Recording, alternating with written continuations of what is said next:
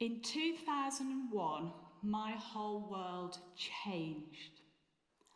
I thought I was dying.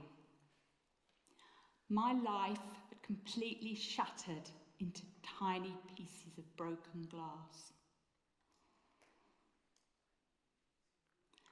I lost 6 whole years of my life. I lost my home. I lost my business.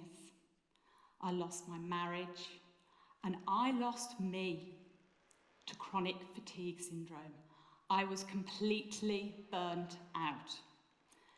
At the time, I was in my early 30s, but I actually felt more like I was 130. That's what it felt like. Every single day, it was like I'd been injected with poison. My body was shutting down. My family and close friends couldn't see behind my smile what was going on. I called it my world. So, what does my world feel like? I want to take you to that place now. Put your hands up here who's had flu before. Put your hands up if you've had jet lag. Put your hands up, honestly, who's had a severe hangover to the point you'll say you'll never ever drink again. But we all do, don't we? Feel what that's like. Do you remember it? The headache, the sickness, everything aches in your body. You feel disconnected from life. And all you want to do is go and live and breathe in a dark room and go to sleep and knowing after a couple of nights you're going to feel better. Pop a Nurofen, maybe an Alka-Seltzer, and you're good to go. Well, times that by 10 and 10 again, and that's what it's like to live with chronic fatigue. And also, after having a couple of nights' sleep, it never ever leaves you. It stays with you. Who here is a perfectionist, people pleaser, yes person, doesn't like saying no, the martyr, strives to do the best and wants more out of life? Does this sound like you? Could this be you? So, what did my life look like before? I was a very busy person. I lived my life to the full. I used to push myself. If I got a bit of spare time, do you know what I'd do? I'd fill it and fill it again and fill it again. This was me. I lived off that adrenaline, loved it. Bring it on, give me more. I was a young businesswoman, very successful, driven by targets. Lived off chocolate. Any chocoholics here? That was me. Living off coffee. And these were my coping strategies to live off that high energy. I'd wake up in the morning, I'd leave the house at 5 a.m. most mornings. Hair, makeup, suit on, heels on, and off I'd go for my day. Raring for that pressure to keep me running on that adrenaline. Knowing that I'd come home into the evening very late. But that was okay, I enjoyed it. I thrived off it. I then got married and was blessed with my 2 children, Edward and Emily. Life felt good. Life felt complete for me. And then I started to feel that my tiredness, my normal tiredness, didn't feel quite right. Something was wrong. I became more and more tired. The tiredness became deeper. But I just kept going on. It was fine. I can keep this life going. And guess what? My first warning sign came in. And I chose to ignore it. Because I'm the perfectionist. I can keep going. I can keep going on this adrenaline. So we had a family holiday. We went off to Florida, and due to land, I had this excruciating headache, the pain I had never ever experienced in my life. My head felt like it was going to explode. And I felt just very, very unwell, but a different type of unwellness. We landed, arrived at the airport. I was delirious. I was completely out of it. Next minute, I remember, a team of paramedics around me gave me a big shot of injection, knocked me out for 2 weeks. End of the holiday. Returned back home. Life became normal again. Kept striving, pushing myself.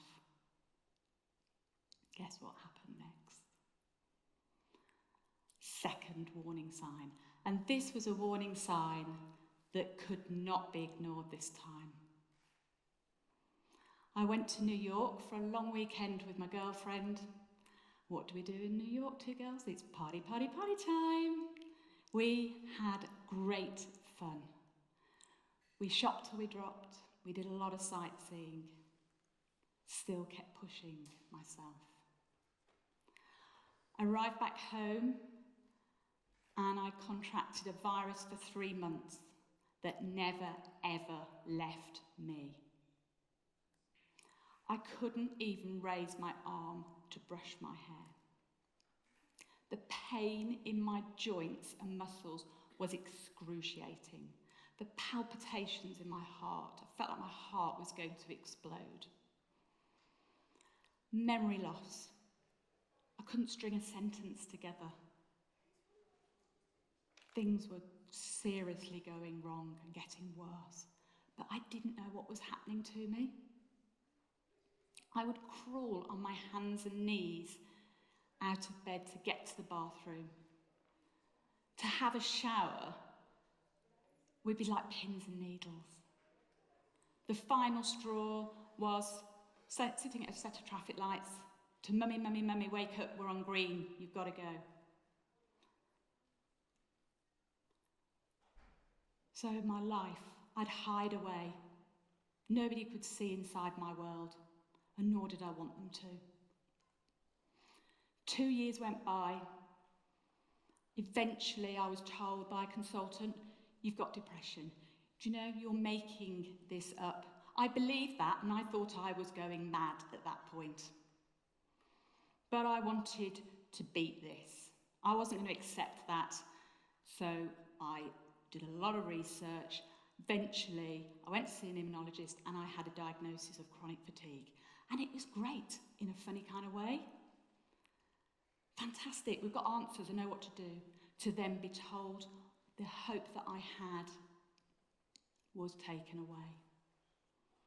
We don't know what to do with you. You're going to have to live with this for the rest of your life.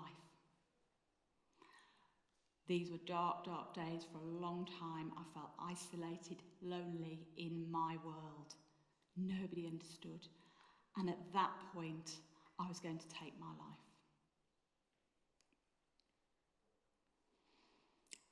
I then had a light bulb moment after these long, dark days. And actually, Edward and Emily needed me. They needed their mum.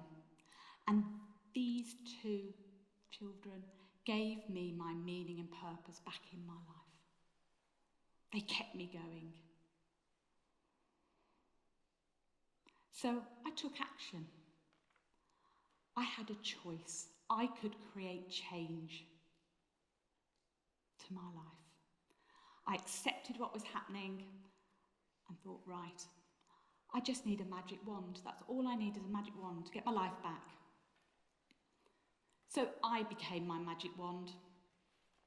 I worked with my positive mind, not be a people pleaser anymore, nurture my inner self. And I also worked with my nutrition. I start off every day with a smoothie or a juice, and also I work with my pacing. So if I want to do what I want to do throughout that day, I'd halve it and halve it again. I worked with pain management, hot and cold showers, And I also worked with movement. I was in so much pain, I didn't want to move. So I started with gentle walks and built up to yoga. And it was okay to go and ask for help. It's okay not to be okay.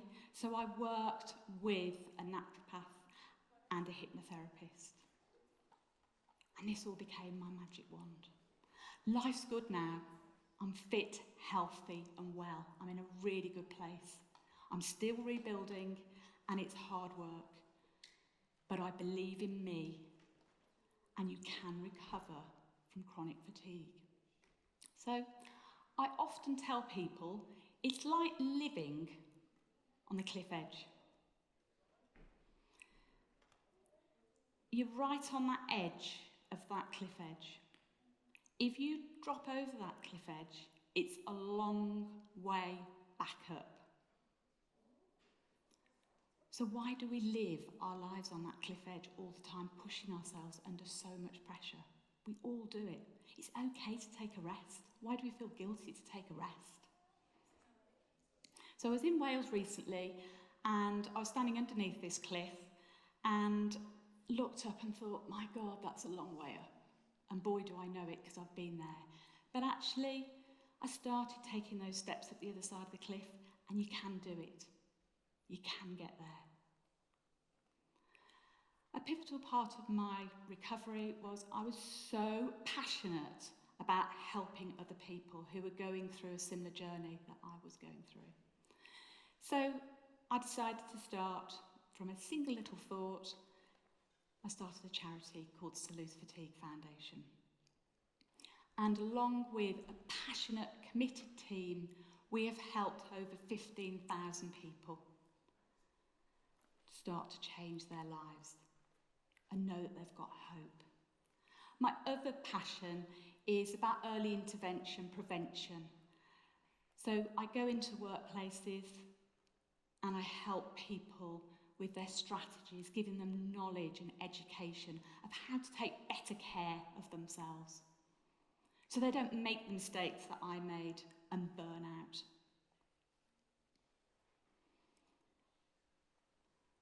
So who here is living 24/7 under a lot of pressure and pushing themselves?